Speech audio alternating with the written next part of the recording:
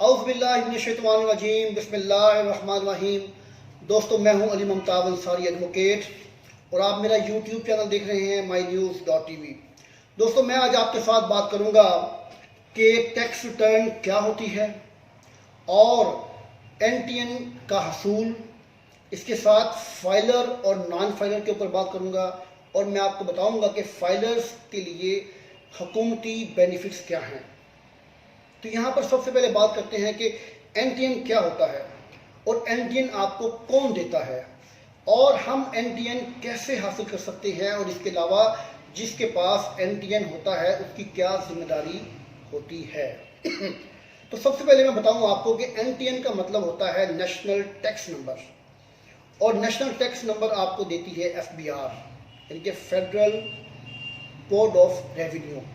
अच्छा, अब federal board of revenue FBR की एक पोर्टल है जिसे हम IRS कहते हैं, IRIS।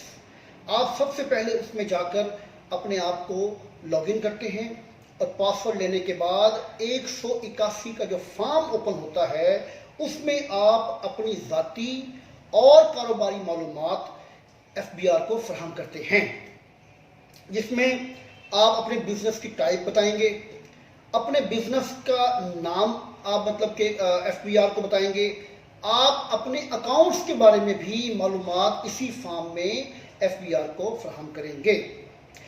अच्छा, इसके अलावा आप इसमें बताएंगे कि आपकी जो एक्टिविटी क्या है बिजनेस की, आप आयात के ट्रेडर्स हैं, आप मैन्युफैक्चरर हैं, आप सर्विसेज प्रोवाइड करते हैं।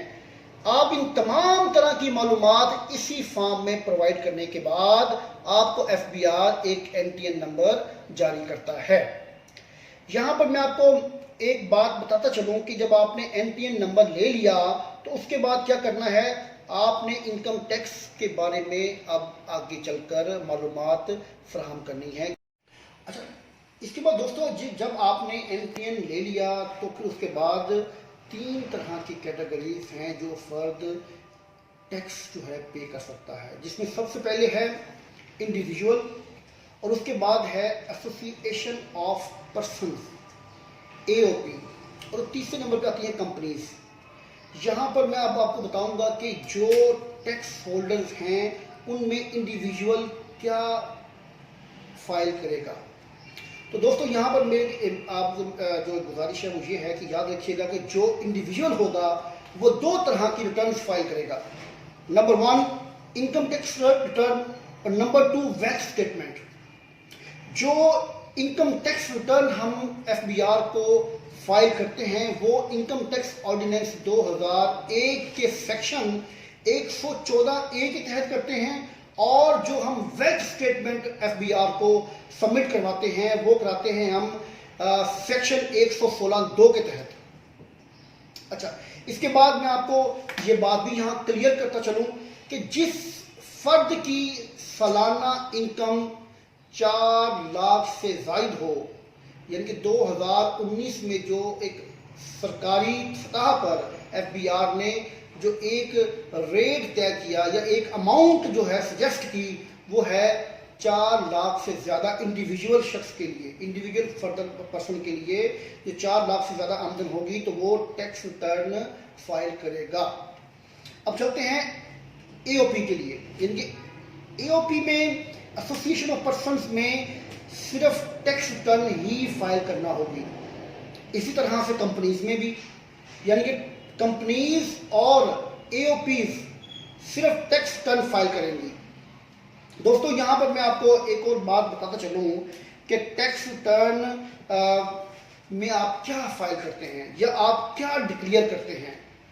तो जैसा कि आपको इस लफ्ज़ से ही जाहिर हो रहा है कि इनकम से जाहिर होता है कि आप इनकम के बारे में बात करेंगे, यानी कि आपकी इनकम जो है वो आप उसको डिस्क्राइब करेंगे। कानून में इसे डिस्क्राइब करने के 5 जो है वो टाइप्स हैं या 5 कैटेगरीज जो है वो कानून में डिफाइन की हैं, जिसमें सबसे पहले है सैलरी इनकम, उसके बाद है इनकम फ्रॉम प्रॉपर्टी, उसके बाद है जी इनकम फ्रॉम बिजनेस, इसके बाद जनाब कैपिटल गेन, और आखिर में आता है income from other sources.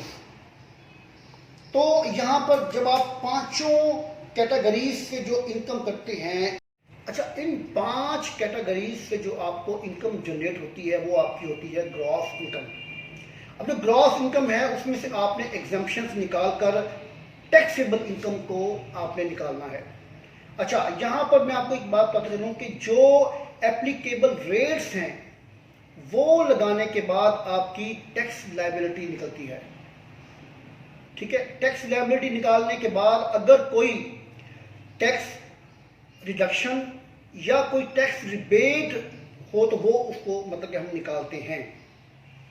Tax reduction की मिसाल हम इस तरह से ले सकते हैं कि जैसे कोई फुल टाइम टीचर या कोई रिसर्चर हो तो उसको जो टैक्स लायबिलिटी है उसमें कानून ने 40% जो है रिडक्शन उसको मतलब के फराहम की हुई है। यानी कि जो फुल टाइम रिसर्चर है या फुल टाइम टीचर है वो टैक्स लायबिलिटी का 40% रिडक्शन का हकदार होता है।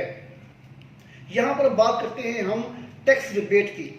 जैसा कि कोई शख्स हाउस लोन लेता है तो उस पर जो मार्कअप देता है उस पर भी टैक्स रिबेट मिलती है। ठीक है, या फिर यूँ कह लें कि अगर कोई अप्रूव्ड म्यूचुअल फंड्स हों तो उसकी जो उसमें जो इन्वेस्टमेंट होती है उस पर भी आपको टैक्स रिबेट मिलता है। तो दोस्तों यहाँ पर आगे चलते हैं। टैक्स रिबेट और टैक्स रिडक्शन में को निकाल कर हम नेट टैक्स लायबिलिटी जो है वो निकाल लेते हैं। उसके बाद अब बात करते हैं कि नेट टैक्स लायबिलिटी की अदायगी का क्या तरीकाकार है। तो एक साल में जहां जहां आपने विद हेल्ड टैक्स जो है वो अदा किया होगा, जैसा कि मोबाइल फोन्स, जो टेलीफोन हम मोबाइल यूज़ करते हैं उस पर टैक्स अदा करते हैं वो, बिजली के बिलों पे अदा करते हैं वो।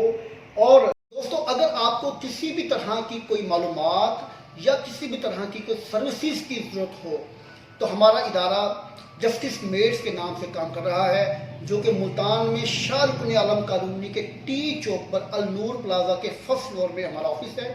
जस्टिस मेट्स में आप आएँ, इसमें आप customs, income tax, sales tax या किसी भी तरह के दीगर टैक्सेस के मुतालिक हर तरह की मालूमात और सर्विसेज हम आपको प्रोवाइड करते हैं। आप तशरीफ़ लाएँ, हम आपके मशकूर होंगे और हम आपके ममनून रहेंगे। बहुत शुक्रिया।